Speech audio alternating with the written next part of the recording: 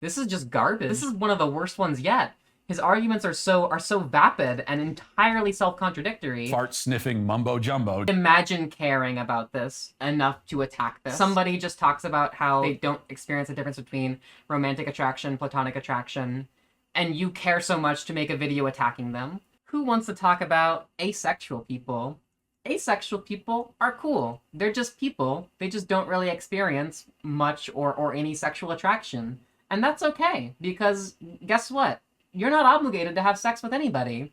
You're not obligated to feel attraction to anybody. And if that's who you are, that's okay.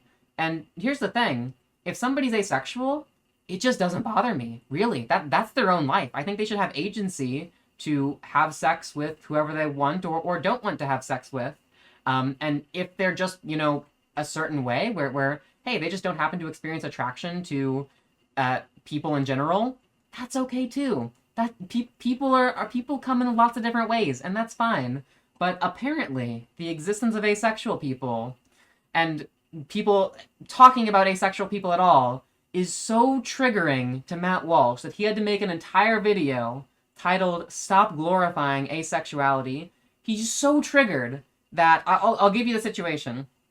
The Washington Post released an article around Valentine's Day saying, hey, asexual people exist, and they also celebrate Valentine's Day by themselves sometimes, because it's a way for them to kind of reclaim this holiday for themselves, and that they can just practice self-love, and they like it, and you can learn about asexuality if you want to, because asexual people are people too, and that's all cool. And that was enough to trigger Matt Walsh. So, let's see what all the triggering is about, because I cannot imagine getting triggered at the existence of asexual people. People still hate on Jaden for being aro-ace. Who cares if she is? It doesn't matter to you. I know that there still are people that do hate on Jaden Animations. She is a very popular YouTuber who within like the past year or so came out as asexual with a video, and it was a very awesome video because it definitely expanded just like awareness and acknowledgement of asexual people to a much larger audience than people had previously been exposed to. So it's awesome for people to hear about that. Let's get into it. Oh no, we're canceled. Today is Valentine's Day, in case you didn't realize. In fact, if you're a man listening to this and you just remembered what day it is, don't panic. There's still time to run to the store on the way home from work, pick up a gift. Most of the cards and flowers probably get picked over by now. But fortunately, I've always found that the pots and pans and kitchen utensil aisle of the grocery store is well stocked around Valentine's Day. So grab a box of forks, a spatula. I thought we were talking about asexual people, not pansexual people. Come on, Matt. We gotta stay on topic. Maybe a new spaghetti strainer if you really want to spoil her. Throw them in a gift bag. You're going to have a very happy wife. And I'm willing to bet a romantic evening as well. Take my word for it. Wait, Matt thinks that your wife is going to have sex with you if you buy her a spaghetti strainer? That's so funny. That's so funny. Of course, not everyone is interested in romance. And for some, even a brand new non-stick frying pan wouldn't be enough to pique their romantic interest. This is the so-called... He's not even going for the pansexual joke. The pansexual joke is so obvious right there. He can't even connect the dots. That's so sad. That's so sad. There's an obvious joke, and it's not even a bad joke either. But instead his joke is, haha, women like kitchen, and when you treat women to kitchen supplies, they will have sex with you. Ah, so sad. There was actually a good joke to be had there. Asexual and aromantic community. Unfortunately, they are the ones that the Washington Post is thinking about on Valentine's Day. This weekend, WAPO... I'm sure that's the only group of people that they've talked about on Valentine's Day. Matt's framing it like they released a single article about asexual people and aromantic people on Valentine's Day, and therefore that's the entire discourse about Valentine's Day, that now Valentine's Day is only about ace and aro people because there was one article written about them. Crazy. Published a piece written by a woman named Samantha Sherry, and it was titled, quote, "How Asexual and Aromantic People Make Valentine's Day Their Own." Now, the article begins by telling us about a 37-year-old person who goes by the name Odell Pax, and the Post reports this. Odell Pax identifies as both asexual and idem romantic. which means that she does not have any desire for sex and she doesn't make any distinction between romantic and platonic feelings. So what to do with a holiday that assumes romantic and sexual attraction are the norm? This year, she's doing what she usually does on February 14th, making time for self-love and self-care. For her, that means soaking in a hot bath before curling up in bed with her three stuffed animals, Findle, Marcia, and Sylvia. The last two names are named after trailblazing trans activists Marcia P. Johnson and Sylvia Rivera. Okay, before we even get into the response, imagine caring about this enough to attack this. So like somebody just talks about how they are ace and how they don't experience a difference between romantic attraction, platonic attraction, and you care so much to make a video attacking them. Like, this is a person who is just probably autistic and just asexual, and that's okay.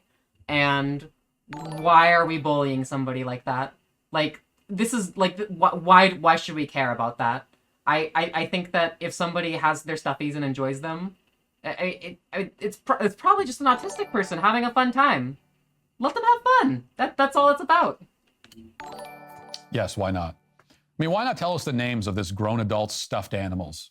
By the way, there is actually a link between asexuality and autism, where people that are autistic are much more likely, I think it's 5 times as likely to be asexual compared to people who are realistic.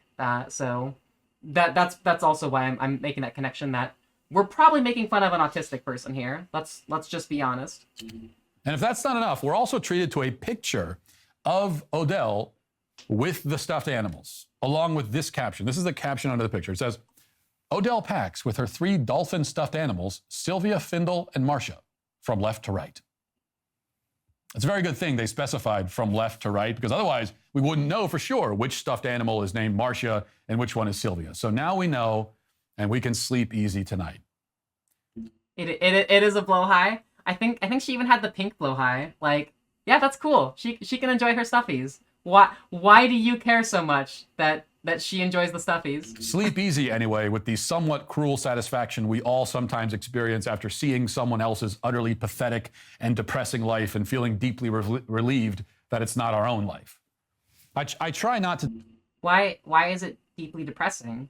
If this person doesn't experience sexual attraction, doesn't really have a difference between platonic and romantic attraction, they have friends that make them feel happy and fulfilled, they enjoy a nice night cuddling their stuffies, what's depressing about that? People find happiness in different ways.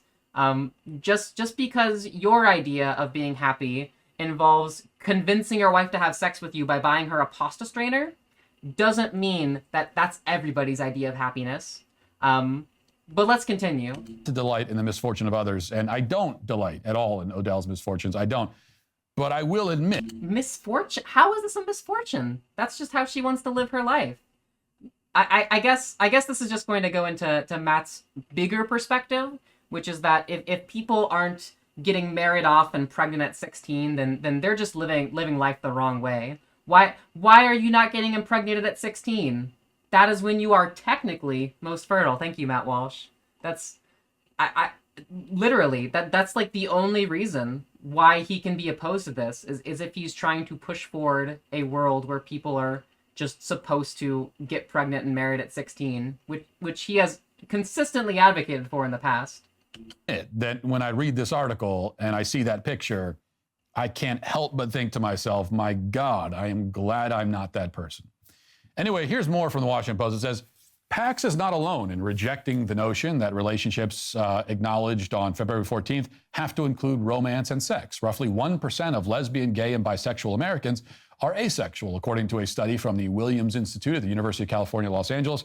True. Sexual intimacy is often placed on a pedestal to sell products, especially for Valentine's Day. Also said, true. But love without romance or sex is just as valid and fulfilling for asexual and aromantic people. As more people understand that, there will be more support for people exploring their relationship wants, hopes, and needs. All of those are meantime, factual many statements. people on the A spectrum, also known as aspec or aspec, an umbrella term for anyone who identifies as asexual and aromantic, are finding creative ways to define the holiday on their own terms. That's enough to trigger Matt Walsh. All right, let's get into it. We've heard, for example, this sentence. Again, roughly 1% of lesbian, gay, and bisexual Americans are asexual. Bisexual Americans are asexual. That is exactly like saying that 1% of polytheistic people are atheistic. You cannot be something and also the negation of that thing at the same time. Let's recognize when a person identifies as bisexual and asexual, typically what's happening here is they're kind of given limited options, and that's the closest thing they can do to describe their actual sexuality. So this likely came from a survey where they were presented, oh, what is your sexual orientation? And people could list out straight, gay, lesbian, bisexual, pansexual, something like that. And then afterwards, they asked another question, do you identify as asexual? And if somebody marked bisexual and then later they also identify as asexual, what they're referring to is they are somebody who would experience romantic attraction to both genders, but then they are asexual. They experience little or no sexual attraction to people in general. So that's not contradictory at all, especially when we acknowledge that, first off, they're probably referring to somebody who's biromantic, although it's very likely that the survey didn't use the term biromantic. Biromantic and asexual, that makes perfect sense. Also, the term asexual does include people who experience little sexual attraction to people. Even if you just Google the common definition of asexual, let's do that right now. Define asexual. Experiencing, let's see.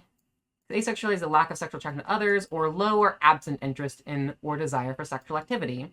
Yeah, many of the common definitions of asexual that we use, this is the one provided by Wikipedia, also includes people who experience very little sexual attraction. So if somebody experiences very little sexual attraction, but when they do, it's towards both genders, that would also be an applicable sense of somebody who is asexual and bisexual. Look, if Matt Walsh's entire issue is with the precision of terminology, then we could be more precise by saying something like biromantic and asexual. However, I have a feeling that as we go deeper into the video, Matt Walsh is just going to be upset with people using microlabels.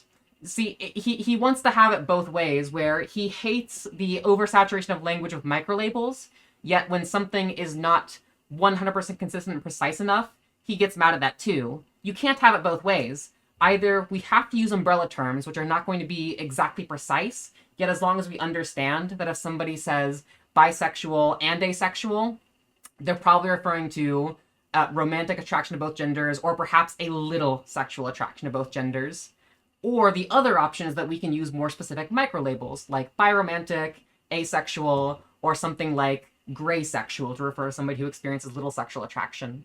So if this is the position that Matt Walsh is taking, it is going to be logically inconsistent for him to later take issue with microlabeling. So let's continue. If somebody is sexually attracted to two sexes or sexually attracted to the same sex, that means they do experience sexual attraction, which would seem to preclude them from claiming the title of asexual. But then again, we must... Unless asexual refers to little sexual attraction, which it sometimes does. Remember the first rule of the LGBT cult, which is that they can make it up all as they go along, and nothing they say has to comport with anything else they say. And they must never be held to even the most basic standard of coherence.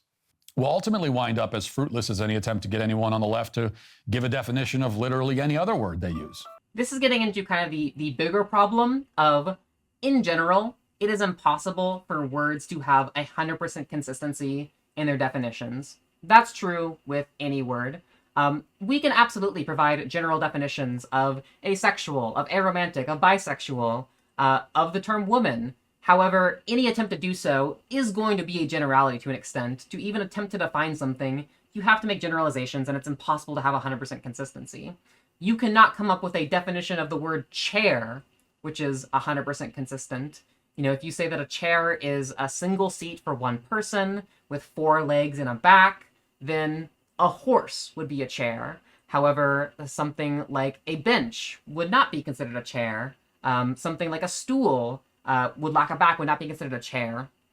The point is that definitions are always going to be generalities. Rather, we use these words to express a descriptive use, to communicate ideas, concepts, and these concepts are often, they have some degree of vagueness or generality in them, and that's okay. If people use the term bisexual to refer to people who are sexually attracted to both genders, that's a valid use of the term. If people use the term bisexual to talk about romantic attraction to both genders, that's also okay. As long as people understand what these terms are being used for, then there's really not an issue. Similarly, people can use the term woman to refer to certain biological sex characteristics. That's okay. People also often, more so, use the term woman to refer to a set of social characteristics or to refer to a lived experience of moving through society and being expected to behave femininely, expected to present yourself femininely, regardless of whether you actually do. And sometimes we also use woman to refer to a psychological identity. That's based off of kind of an identification with a feminine social archetype. These are all okay and valid definitions of woman. Just like how with the word mother. Sometimes we use the term mother to refer to people who biologically give birth to children. We also use the term mother to refer to people who socially raise children, such as an adoptive mother. And then we even refer to people as motherly if they have certain qualities which we typically associate with mother. Mother is also absolutely a psychological identity that people have for raising children, or even just for taking care of children.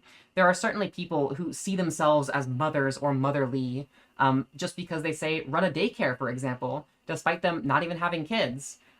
My point is that these words have multiple meanings, and they're very highly contextual.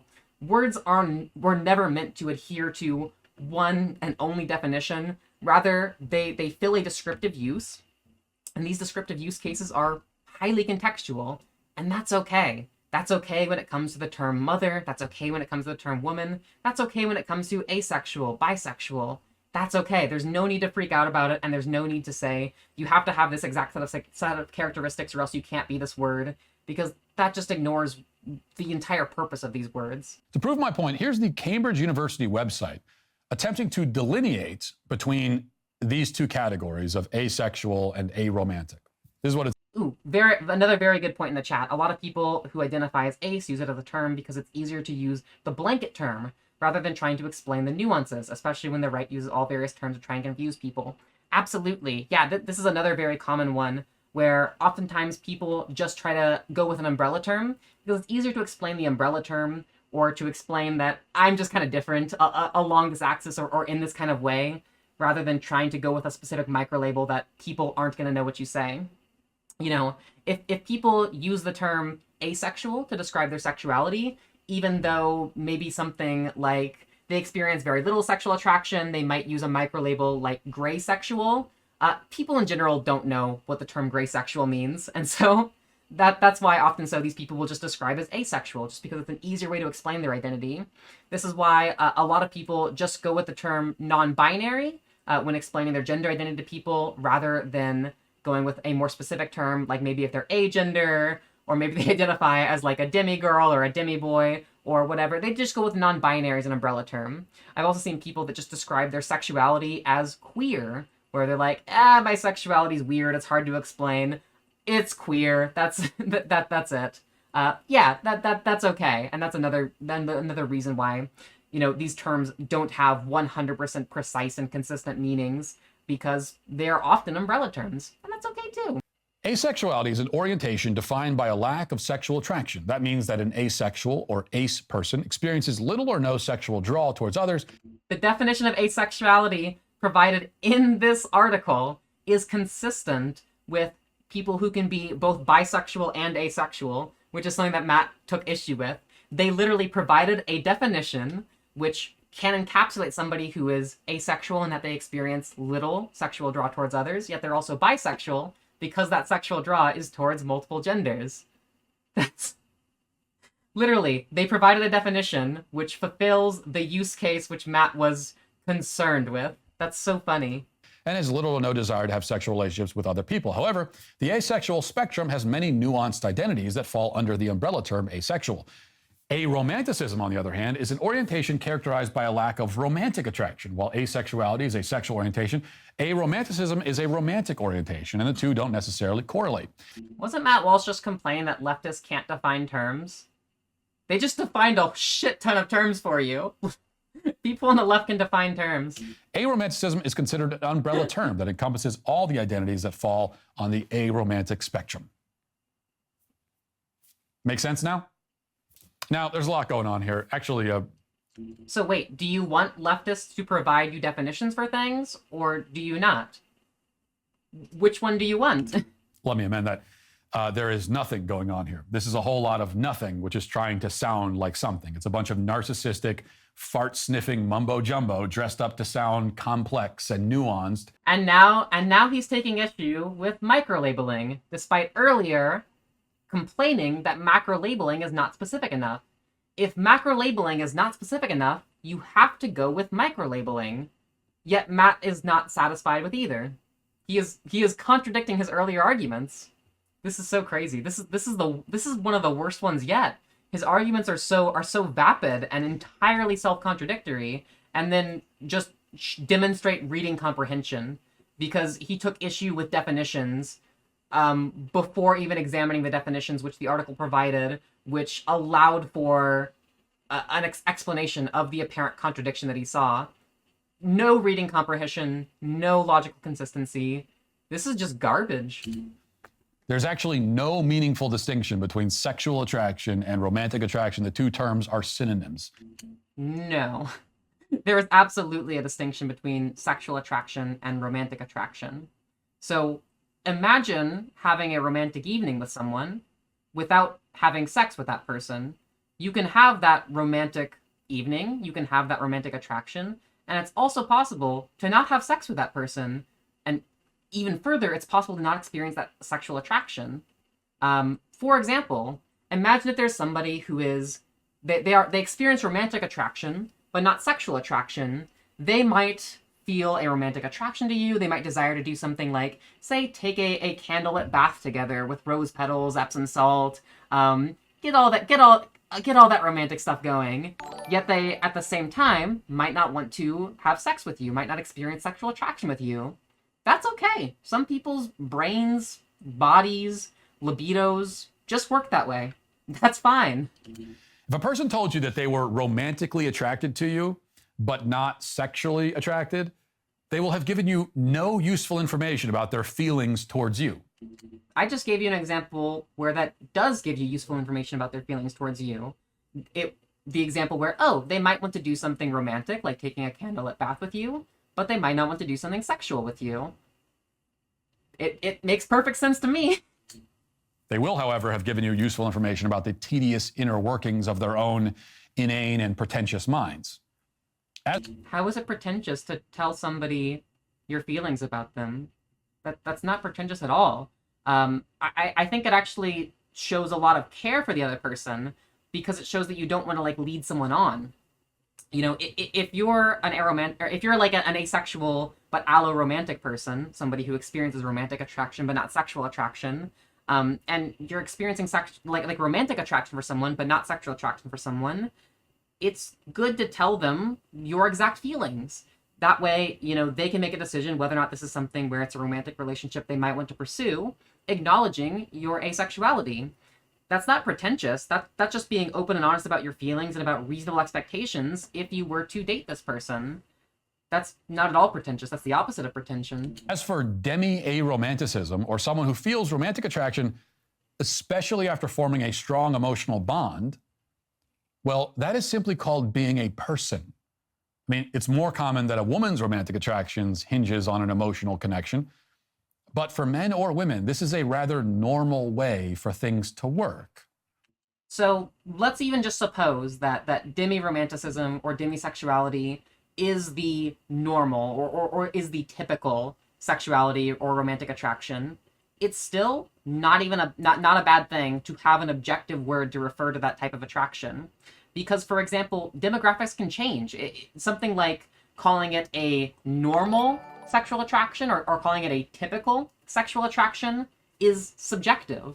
You know, what if more people were to be sexually attracted to people without forming emotional bonds? At that point, that would no longer be the normal or the typical. What if people that experience this type of attraction only after forming an emotional bond become the minority? at that point, you know, having this objective term to refer to them, it's going to be the same objective term regardless of whether or not they are the majority group. And it's just a lot more humanizing to use an objective term when kind of making these distinctions rather than saying normal or real or how you're supposed to be. So yeah, demi-romantic, demisexual, these are just descriptive terms. I cannot imagine getting triggered by a descriptive term after you got triggered that terms weren't descriptive enough. You can't have it both ways, Matt. That's logically inconsistent. So here we see again how the LGBT cult, not satisfied to legitimize every degraded fetish they can find, has now set its sight on fetishizing even what's normal and healthy. What? How is it fetishistic to describe somebody's attraction as demisexual or demi-romantic or asexual or how is that fetishistic? Matt's not going to explain. I can guarantee it. It's not fetishistic at all. It's just trying to come up with language so that people can express the ways in which they experience attraction better. At this point, is the word straight talking about a fetish? Is any language to refer to a sexual orientation fetishistic? If that's where we're going, then words like straight or heterosexual is a fetish. Matt Walsh, you gotta stop throwing your straight fetish in front of everyone. That's the logical extent of what that's the logical conclusion of what he's saying right here. It makes no sense at all. This is a trick they get away with because, as it turns out, plenty of otherwise normal and healthy people want to be members of the cult. The best way to rack up social capital is to claim membership in the Alphabet Club. That's because LGBT people in the modern United States are not only not oppressed, but are in fact the least oppressed people to have ever walked the face of the planet. So true. People do just be coming out as demisexual or demi-romantic for clout. Nobody would ever bully somebody for using terms like demisexual or demi-romantic. You would know this yourself, Matt, that nobody ever would attack somebody or say that you have to stop identifying a certain way and that you're hurting people and that you're being wrong for existing the way you are. Except that's what you've been doing this entire time, and that conservatives broadly bully people for identifying as queer in any way, shape, or form. And also, if you're talking about being discriminated against, there are even still ways in which people are legally discriminated against in the US on the basis of being queer. This is a map right here where in the yellow states, it is legal to unalive a trans person and then, as your legal defense, claim that they tricked you into thinking they were a certain gender or sex. You can get away with murder by claiming that a trans person tricked you in all of those yellow states. Only the green states have outlawed the trans panic defense, which allows people to get out of murder charges. We can also talk about, let's see, excuse me. 8 U.S. states require surgical sterilization before a trans person can have their gender marker legally changed on a driver's license. And 4 states also have unclear or unstated legal policies where it might not be able to get your gender marker changed on a driver's license, on a birth certificate. This is kind of messed up. Having a certain gender marker on your driver's license is often a matter of safety.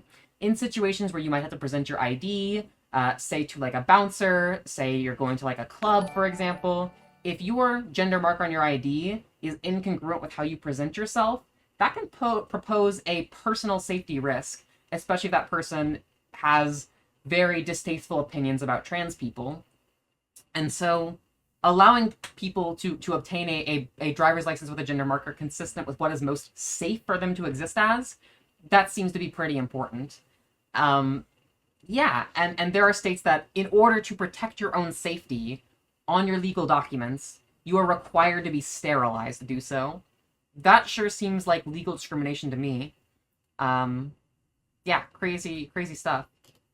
If we want to talk about countries in Europe, there are 16 countries in Europe and Central Asia that require sterilization to change your legal gender. And if we want to talk about things like social support, then the rates of bullying and homelessness and getting kicked out of the home is so much higher for queer people compared to cisgender and straight people. For example, LGBT youth are 2.2 times as likely to experience homelessness as cisgender and heterosexual youth, and it's estimated that 40% of the homeless population is LGBTQ. LGBTQ people do not make up 40% of the population, yet they do make up 40% of the homeless population. It's because people are kicked out of the home for being gay, they're kicked out of the home for being trans, and when you're a teenager getting kicked out of the home by your disapproving parents, that's just not gonna give you the same opportunities that other people who are so blessed to have those opportunities to have parents that are going to love them and support them financially, especially. So yeah, there are absolutely ways in which queer people are still oppressed, even legally. But if you want to get into socially, so many more ways. And I just want people to live the best lives they can. Not everybody has the same blessings that everybody else does. So getting, kind of help when you're thrust into these horrible situations such that you can effectively pick yourself up by your bootstraps and get out of the situations, that's what we can do. We can help these people. So yeah, there is so much progress that we can still make in this country. And look, I want an America where people are able to live their lives. People are able to self-actualize, to be the best version of themselves they can be. And people are happier, healthier, and more productive when they are supported, when they are not bullied, when they don't face this kind of legal discrimination, when people can't get away with murdering you and then as a legal defense getting away with it because they claim they tricked you. What about actual asexual people? How should we understand those people who really don't experience sexual attraction and who therefore can validly claim the label of asexual? Well, I think there. So first off, Matt's gatekeeping the label asexual. He claims that you have to only experience no sexuality, no sexual attraction to anyone in order to be a true asexual.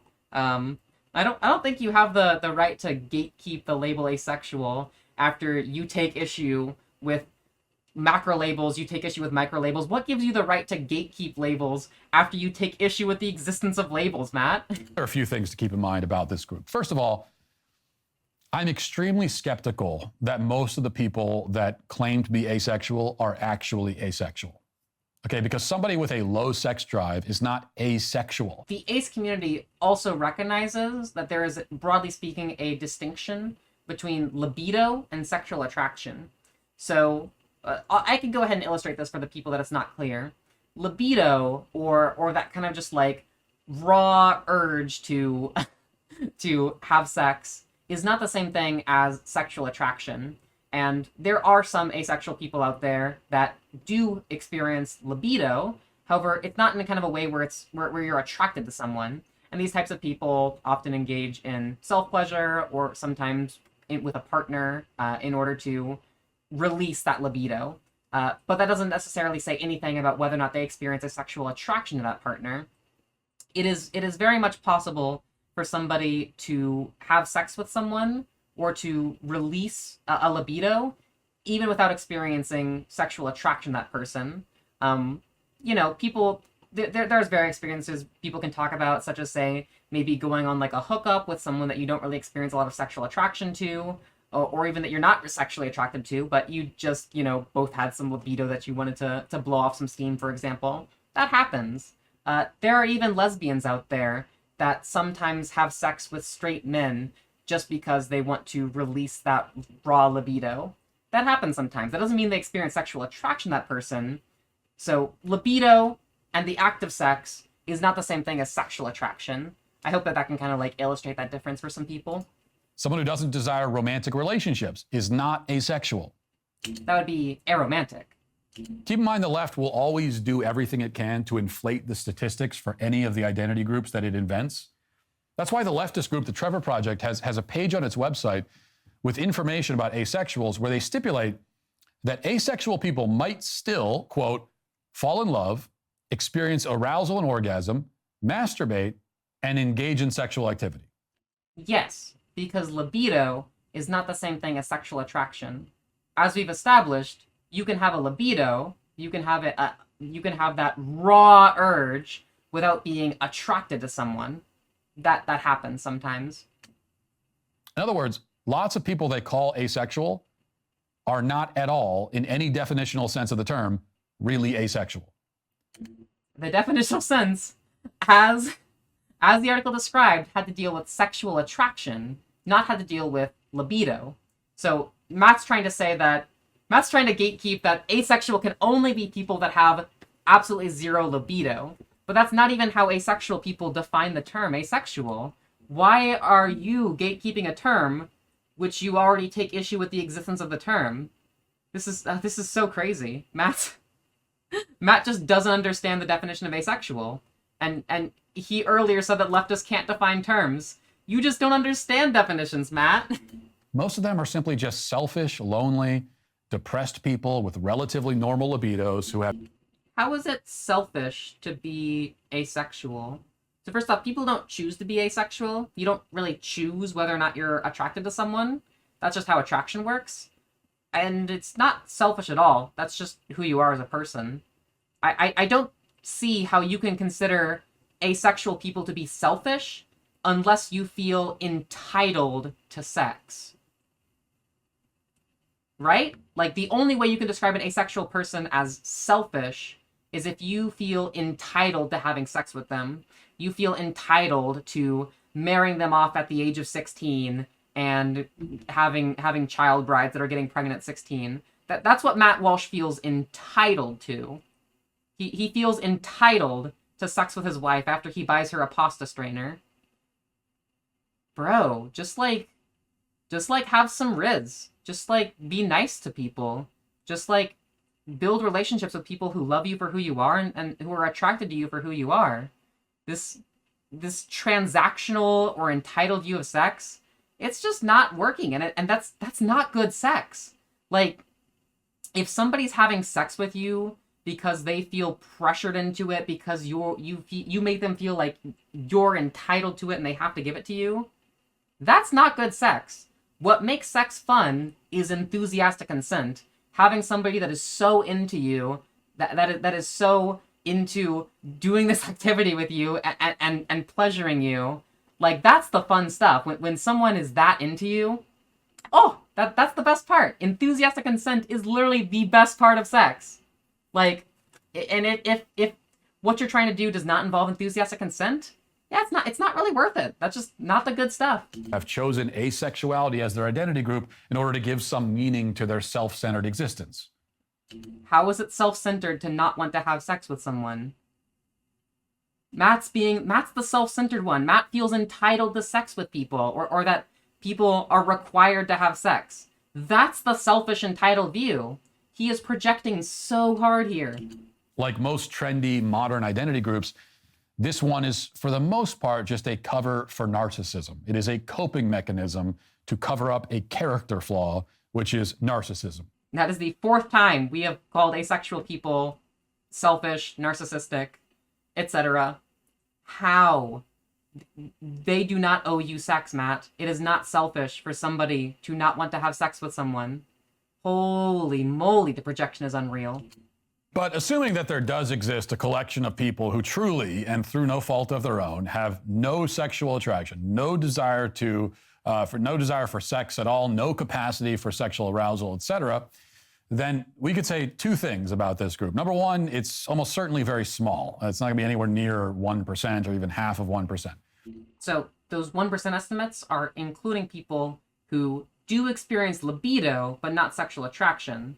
That's why if you're talking about people that genuinely experience no libido, that's going to be a much smaller percent of the population. Obviously, asexual people know this too.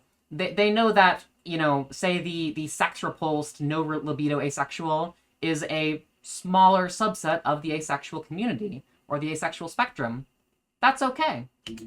Number two, it's not an identity, least of all a sexual identity. If you truly lack the ability to experience sexual attraction, then something has likely gone awry physiologically. You have an issue that you might try to fix rather than making it into your whole personality.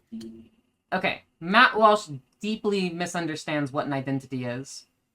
By the way, his argument of saying that it's not an identity, even if something is a disability or an illness, that can also become part of an identity. Now, being asexual or not having a libido is not necessarily like any problem at all. For many people, that's just perfectly healthy. That's just who they are. That's totally okay. Even if somebody had, say, a disability, for example, that can be a part of their identity. People identify as disabled. Autism, ADHD, depression, anxiety. These are recognized as mental health conditions, sometimes mental illnesses, and people identify with these because it helps them understand themselves better. It helps them understand what their needs are, what some of their strengths are, what some of their weaknesses are. You can absolutely form an identity around something negative, especially if it's an identity which allows you to overcome that or to recognize where your strengths and weaknesses are. But that's assuming that having no libido is some kind of like disability or disorder, which I don't think it necessarily is. I think that you can have a perfectly healthy life without experiencing any form of libido. Typically, the way we define a disability or disorder, this is how the American Medical Association, the American Psychological Association, every major medical institution would define a disability or disorder as something that causes clinically significant distress or disability in one's life. And so if you're somebody who experiences no libido, but it's not distressing, it's not disabling in any way, then that's not a disorder. That's just how you experience sexual attraction or how you experience libido. So he's wrong on the premise that this is some kind of disorder. And then even if we grant the false premise that this is a disorder, disorders can still be part of people's identity. Somebody in a wheelchair, that's absolutely a part of their identity, a part of how they understand themselves. So that point falls flat on premise and conclusion. Now, you shouldn't be ashamed. It's not your fault, but you also shouldn't make your inability to experience sexual attraction into the centerpiece of your identity as a human being. Nobody does that. Literally nobody makes a single sexual attraction or lack thereof their entire personality. Nobody does that. This is a straw man, which conservatives have been using for literal decades. It's conservatives that make us talk about this because they deny our rights, they deny our validity. If I lived in a world where people were just allowed to exist as trans without any form of social or legal discrimination, I really wouldn't have to talk about trans, like, pretty much ever. It would probably only come up between me and my doctor. But in this world where we have to fight for our existence, where we have to fight for our right to not be socially discriminated against, our right to not be legally discriminated against, it's going to come up more. You're the one that creates the world where people have to talk about these identities more, Matt. It's not central to... It's not their entire personality. It's something that they have to defend themselves against because of people like you. Neither does it make sense to be proud of this inability. I mean, the only thing more bizarre... Inability? No, I don't think it's an inability. It's just... It's just who you are. It's just the type of sexual attraction or little or lack thereof you feel. That's not like an inability to do something that other people can't. Like we established earlier, asexual people can and some of them do have sex with people because that's kind of how their libido works. That's how they like to release their libido. That's okay too.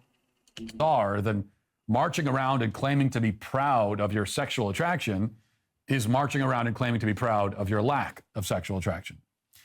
So the entire point of pride is to celebrate the accomplishments of queer people in spite of the legal and social discrimination we face. Matt just doesn't understand what the point of pride is. It's not, I'm proud to be attracted to men, or I'm proud to be attracted to women, or I'm proud to not experience attraction at all. It's, I'm proud to contribute to a community that is going to continually fight for the rights of marginalized people, that is going to continue to fight against bullying, against social ostracization, and for the entire history of how long we've been discriminated against and how we've overcome that throughout various points in history, how we're going to keep fighting until we can achieve social equality. That's what pride's about. And that's why today, on Valentine's Day, I will not cancel all asexuals. They have enough to deal with, especially on a day like today. Instead, I'm specifically canceling these flag-waving asexuals, like those profiled by the Washington Post, especially the ones who have stuffed animals that they name. They are all today canceled. Matt Walsh is canceling Squishmallows. Gosh, conservatives get triggered by the dumbest things.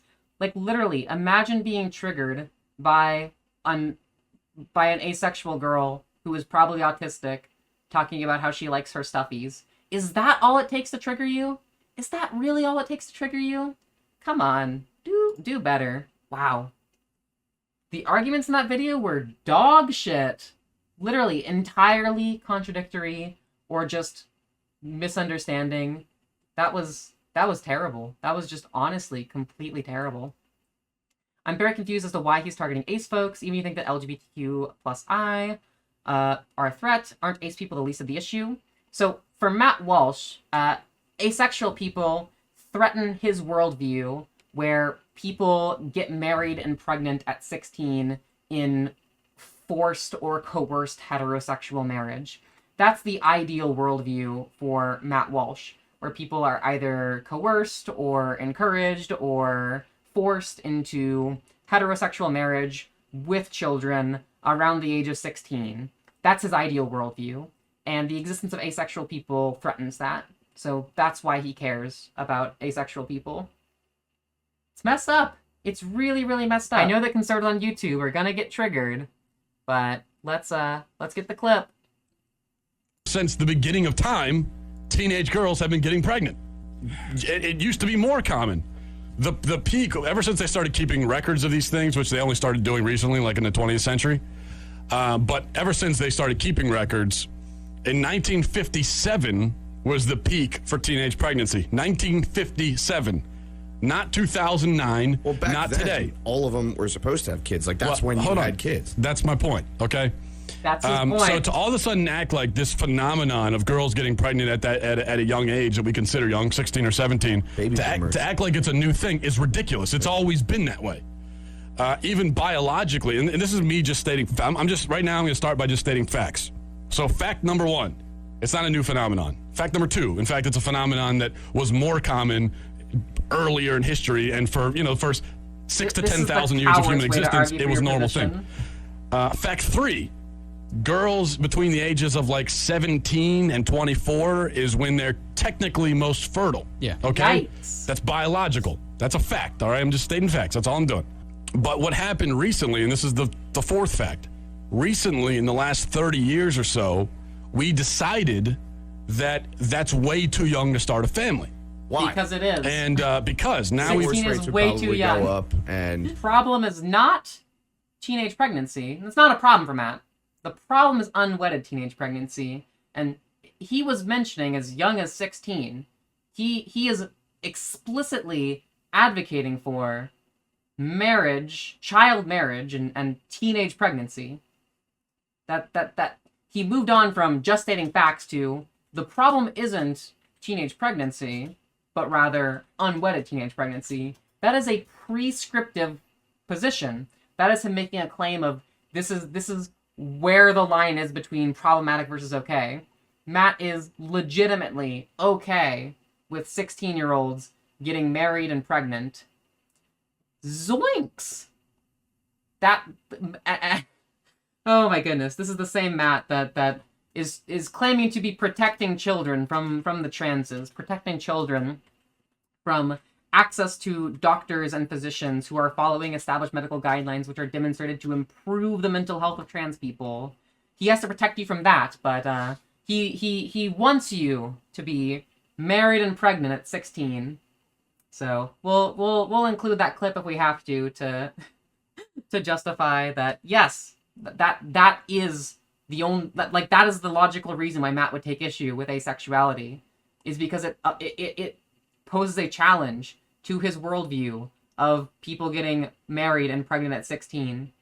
It's not enough for him to just allow people to live as they are, whether or not they want to get married, have sex.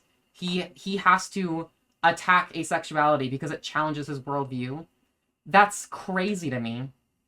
I think that, like, literally the most extreme position that one could take on asexuality, which is justified, is I don't care. People have the freedom to live their lives as they want, and if that freedom includes having sex or not having sex, that's their freedom. Like, I like, that's literally the most extreme position I think that one can reasonably take on against asexual people, where it's just a lack of care. But no, Matt has to go against the existence of asexual people because it challenges his child brides.